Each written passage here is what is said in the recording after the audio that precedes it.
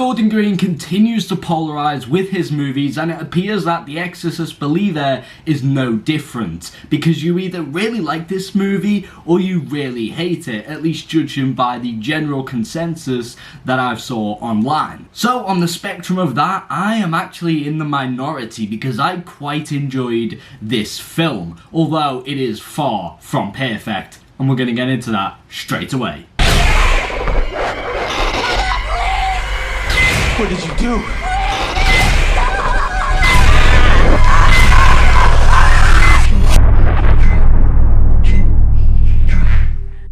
The Exorcist Believer follows the families of two girls who disappear into the woods and return 3 days later with no memory of what happened to them.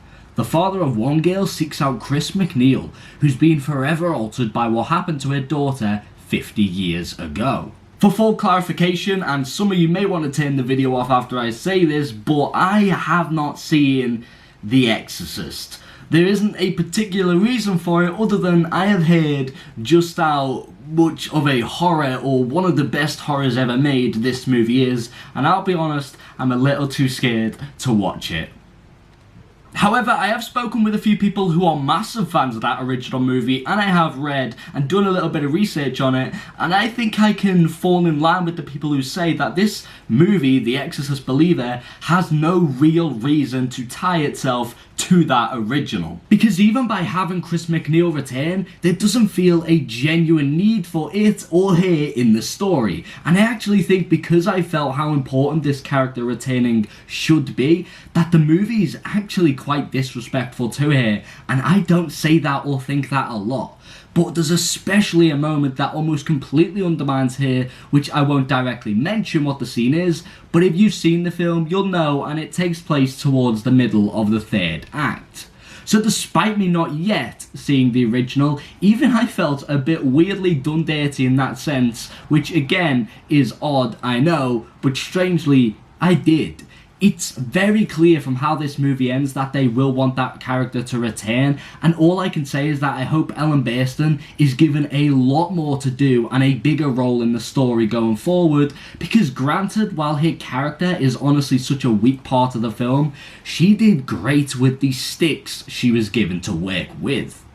Continuing on from that, I personally believe this movie would have been received and looked upon better had it just been its own piece, not tied to any existing property that had came before it.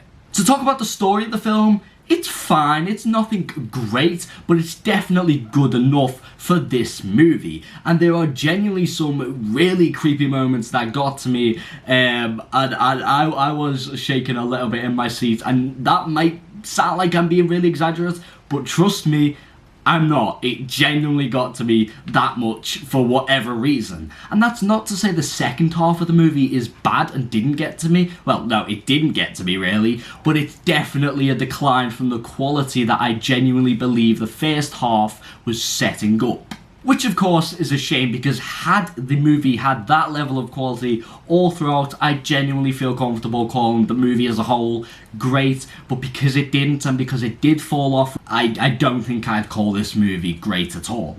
The actors across the board are great, but not all of their characters are. Catherine's family, who's one of the children who gets possessed, especially sort of just linger throughout this movie, and we don't focus a whole lot on them, especially nowhere near as much as we do the central family. So that was a little uneven and felt quite unbalanced, especially when a big part of this movie's story is that it's both girls and both families suffering the same fate and situations. Now, from a technical aspect, as to be expected a lot of the times of movies these days, especially ones directed by David Gordon Green, it is very well made and looks very nice just visually. Thematically, the film does convey certain messages, and it is so clear at this point to me. David Gordon Green, continuing on from his Halloween movies, is obsessed with exploring this idea of a community gathering to defeat evil. And I'm not saying that in a bad way or that I have a problem with that, but I know some do, because I don't, and I actually think he handles it really well. And The Exorcist Believer doesn't make me think otherwise of that. It does tackle a lot though, maybe even too much for its own good, especially considering the 2-hour runtime. Either they should have had this movie longer so they could have explored more, or had it be shorter and cut out some of those things that don't really get touched on all that much, despite the film seeming like it wants to. I think Regan has a fantastic sense of character and developing likeable characters and tackling themes and symbolisms, but sometimes it is just lost in how much is going on in this film and narrative, which is again why I think it should either be shorter with less going on, or longer so it can explore how much is going on.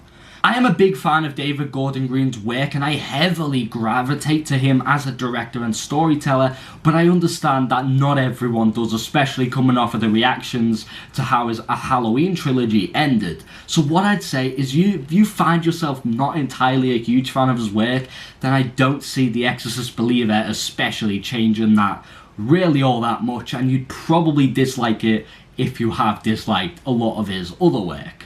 But if you did enjoy the Halloween trilogy and you are a fan of David Gordon Green as a director, I'd definitely give this movie a chance, because you may just end up enjoying it like me. So overall, The Exorcist Believer is definitely not a movie for everyone, and I do think it's going to be a case of you either really like it, you hate it, or you're somewhere in the middle but still leaning towards one way or another. I personally think it's far from the disaster so many are claiming it to be, because it's good, it's fine and serviceable, and hopefully if this trilogy goes ahead, it can improve on the areas that it needs to that are quite apparent in this film. That is just what I think on The Exorcist Believer in my quick, compact and short review. I enjoyed it, but it definitely has quite a bit going against it. If you've seen the film, did you like it? Did you think it is completely horrible like I've saw a few people mention to me? Let me know, that'll be great to hear. Thanks so much for watching this quick short review, and